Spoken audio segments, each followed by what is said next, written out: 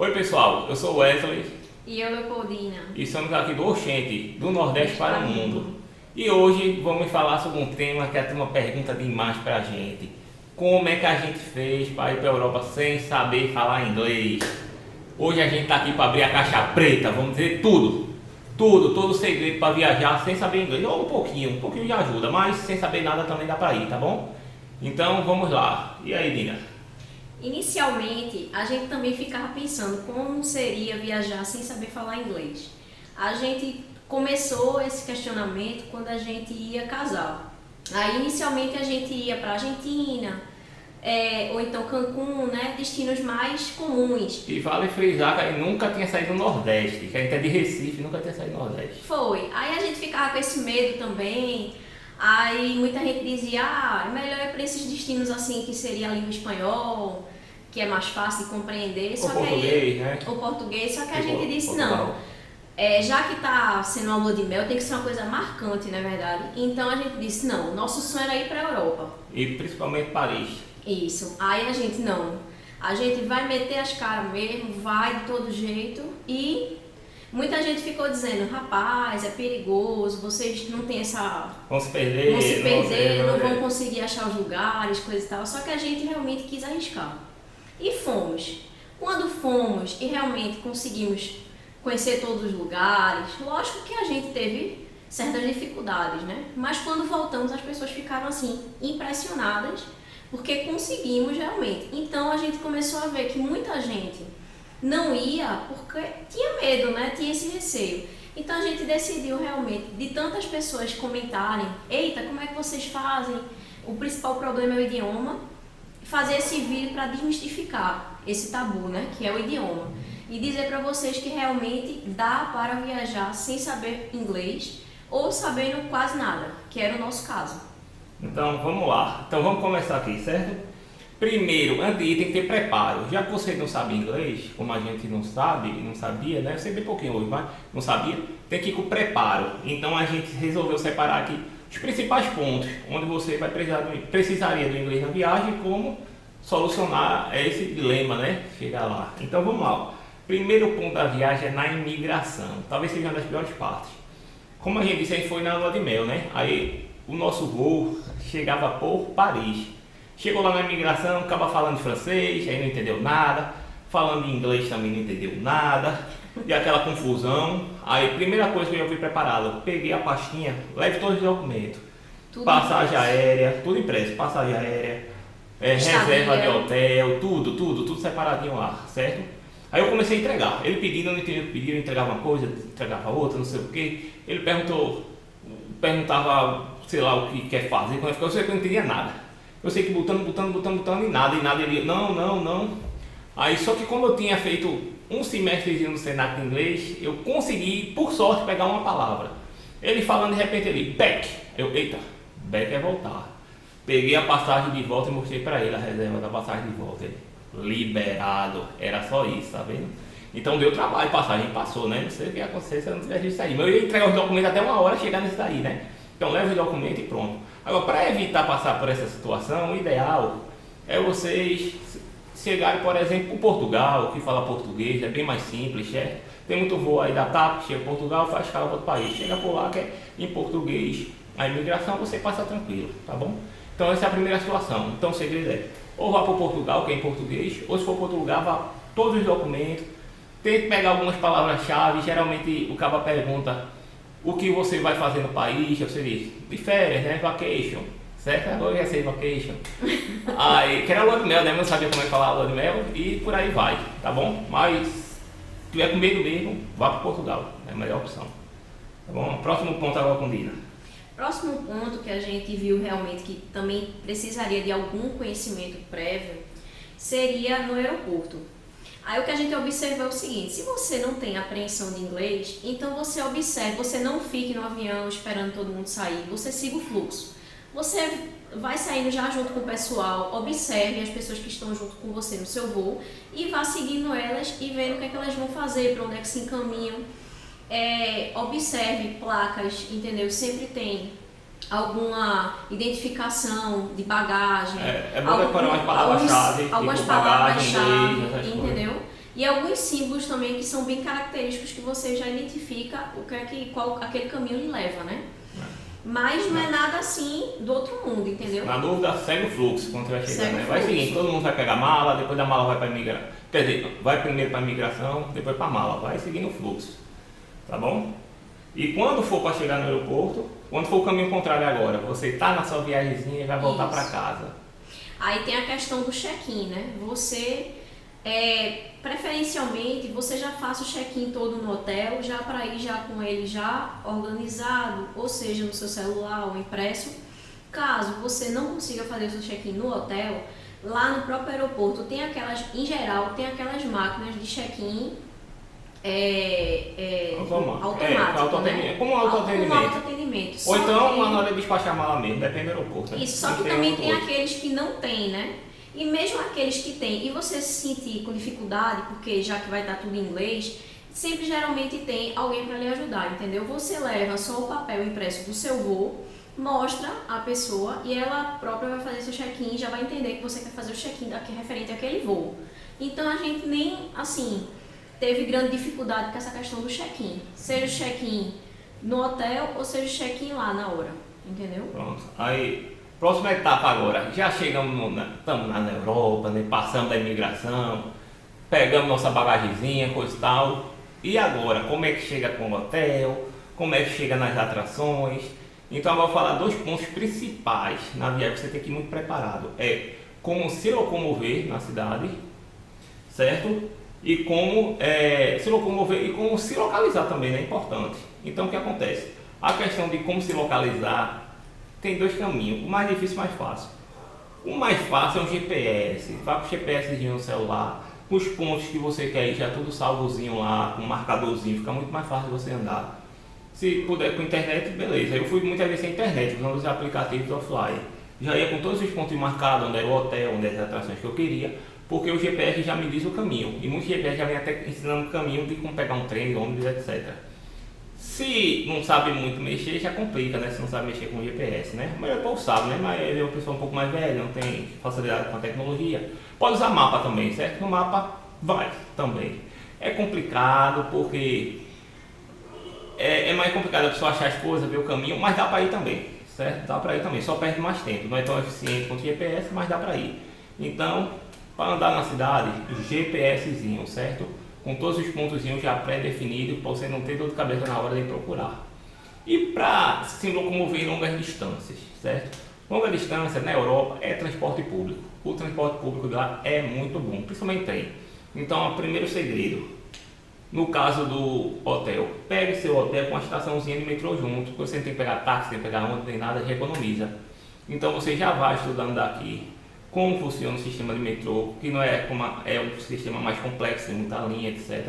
Já vai sabendo como é a passagem que você quer. Tem cidade que a passagem vale por uma hora, tem outro que compra por um dia, tem outro que é pelo trecho, então já vai estudadozinho como que tipo de passagem vai comprar o transporte público e também como comprar. Certo? Inclusive na página aqui da gente tem vários videozinhos já de algumas cidades ensinando como usar as máquinas de autoatendimento para comprar passagem, certo? Já evita ter que falar com o atendente, que às vezes é complicado, né? Então na maquinazinha você é a máquina. Eu já levava até o videozinho salvo de outras pessoas e fazia, certo? E aproveitando a nossa página, quem não curtiu, curte aí, se inscreva no canal aí pra gente melhorar e dar mais dicas para vocês, certo? Então continuando, isso aí, ó. Já vá certinho, sabendo como compra passagem, qual o tipo. E estudando como funciona o transporte, certo? A maioria das atrações tem uma estação de metrô próxima. Então no GPS mesmo, você vai lá, procura. Ah, eu vou para esse ponto, já está marcadinho. Procura uma estação de metrô lá próxima, vê a estação que você está, pega o mapazinho do metrô e só traçar o caminho até chegar lá. Ou se o GPS de vocês, um aplicativo, ele tem aplicativo também na cidade, já diz qual caminho fazer, certo? O metrô eu acho mais fácil. Se for de ônibus, tem situações às vezes que não dá, né? Tem que pegar um ônibus mesmo. Se for necessário pegar um ônibus, GPSzinho também. Eu não fico perguntando para o cobrador, para o motorista não descer ou para outra pessoa, porque eu não sei falar inglês, não sei falar a língua do local. Então eu vou com GPS e boto o caminho, ele vai fazendo caminho no ônibus. Quando eu vejo que está próximo, a maioria do GPS até mostra a parada. Quando eu vejo que está próximo, eu já me preparo e já peço parada, certo? Então eu sei que pelo GPS eu já sei mais ou menos a posição. Então, finalizando esse ponto é isso, ó. GPS para se locomover, ou mapa, né? Mas GPS é o ideal, e já vai estudadinho como funciona o transporte público. Você vai andar a Europa todinha sem dor de cabeça. E tem situação também de trem de longa distância, né? É o mesmo procedimento. Já compra a passagem daqui, tudo que puder comprar antes, faça aqui. Se puder reservar hotel antes, comprar trem de longa distância antes, compre aqui. Porque no dia você só vai para a estação, mesma coisa, vê o GPSzinho como chega na estação lá de trem de longa distância e depois sair vendo as plaquinhas acompanhando. Chegou na sua estação principal lá da cidade, você vai, desceu e segue. É tranquilo, tá bom? Então com isso aí você já roda a Europa todinha, certo? Mais um ponto agora, Dina. Outro ponto que a gente destacou foi a questão da alimentação, né? Como eu havia falado, a primeira vez que fomos para a Europa foi na nossa lua de mel. Então a gente estava preocupado com N fatores, tanto do casamento, festa, foi muita coisa em pouco tempo, então a gente também, assim, a gente organizou muita coisa, mas algumas, como a alimentação, a gente não deu tanta ênfase, né? A gente achou que quando chegasse lá, ia ser muito tranquilo de se organizar, de comprar tudinho, não íamos passar grande dificuldade. Mas não foi bem assim. A gente chegou lá, comíamos sempre só o que a gente conseguia ver numa vitrine, né, no exposto e tal, e a gente não conseguia pedir nada diferente, comíamos sempre as mesmas coisas. Por sinal, a gente muitas vezes não teve sorte de achar o que gostamos, comemos coisa que a gente achou ruim, entendeu? Pra vocês verem, por exemplo, como a gente só ia em lugar que dava pra gente ver a comida e apontar, a gente quer isso, teve um dia que a gente ia lá em Paris, não, um dia vamos comer a gastronomia aqui de Paris, né? Mas nem sabia qual era a comida legal, porque não sabia o nome dela. Aí a gente olhando assim no cardápio, aí foi viu pra um restaurante lá que não fish. tinha imagem, né? Não tinha imagem, não tinha nada. Só tinha um textinho. Aí olhou o cardápio todo e só achou um que tinha lá fish. Aí pelo menos fish, aí não é peixe, né? Então a gente gosta, né? Então vamos pedir esse aqui. Quando chega lá, era só um peixinho bem pequeno, um pouquinho de nada de batata frita e a gente pagou um preço altíssimo. Era gostoso, mas a gente não comeu quase nada. Então assim, se a gente soubesse assim, o nome de outros pratos, tinha facilitado bastante. Aí o que foi que aconteceu? A gente teve a oportunidade de viajar outras vezes para a Europa, né? Como você pode acompanhar a nossa página, a gente foi outras vezes e tudo mais. Então a gente decidiu o quê? Não, pesquisar realmente os pratos mais típicos, mais comentados, viu o que é que levava cada prato, se era do nosso agrado, se era frito, se era cozido, se levava verdura, se não levava, coisa e tal, para se adequar ao nosso gosto alimentar. E a gente já levava já a imagenzinha, o nome do prato, tentava, na medida do possível, aprender a pronúncia do prato, porque caso fosse num restaurante a gente iria pedir, né, a um atendente, ou então, no máximo, levava o nome, né? Porque caso a pessoa não entendesse, geralmente tem um menu, né? Mas se for algum caso não tem um menu, a pessoa qualquer coisa mostra a imagem, mostra o nome e o cara vai entender lá. Exatamente. O negócio é preparo. O negócio é preparo. Então dessa vez não, a gente só comeu realmente. Tanto foi bom porque a gente não comeu uma comida repetitiva, foi bom porque comeu só coisas gostosas. E principalmente porque conseguiu desfrutar da gastronomia local, né? Uma comida típica de cada região que a gente foi. E outro ponto também que a gente viu a necessidade de abordar seria a questão do hotel. Porque o que é que acontece? Cada hotel tem sua sistemática de cobrança da hospedagem, né? Tem hotel que você paga, já vem já descontando 100% no cartão, alguns só 50%, outros só lá no local, né? Só realmente no dia da estadia. É o que é que acontece, a maioria desses que a gente foi já cobrou antes, nem que seja 50%, mas muitos até 100%. Só que a gente chegou em certos locais, como por exemplo em Frankfurt, a gente chegou lá e queriam cobrar um valor. E a gente ficou pensando porque assim... Porque a gente já tinha pago tudo já no cartão. A gente já tinha pago tudo, só que a gente pensou, está cobrando mais o quê? Se a gente já pagou tudo. Aí foi uma confusão com o cara lá. Ele não entendeu o que eu estava falando, a gente não entendeu o que ele estava falando, ele queria me cobrar outra coisa, eu já paguei. Aí quando a gente foi ver direitinho, foi quando a gente entendeu que na verdade era só uma taxa de quando serviço. Quando ele mostrou o valor, que eu vi o valor era pequeno, eu não, isso aí não é estadia, é um imposto, muitas cidades só cobram imposto na hora. Isso. Aí eu não, tranquilo, mas foi um probleminha até chegar nisso aí. Isso, né? Então assim, a gente também sentiu a necessidade de mostrar para vocês que, mesmo pagando a estadia total, né, do hotel, tem hotéis que ainda cobram uma taxa por fora de serviço. Então já vai pronto, se sabe que já pagou, espera ele dizer o valor, se ele mostrar o valor que é pequeno, aí é imposto. Isso. Às vezes o negócio já vem escrito, às vezes não é tão caro. Eu não lembro se passou, se a gente. O imposto era na hora, eu não percebi. Eu sei que às vezes acontece isso. Então, fique só de mente aberta. Já leve já a sua estadia também impressa.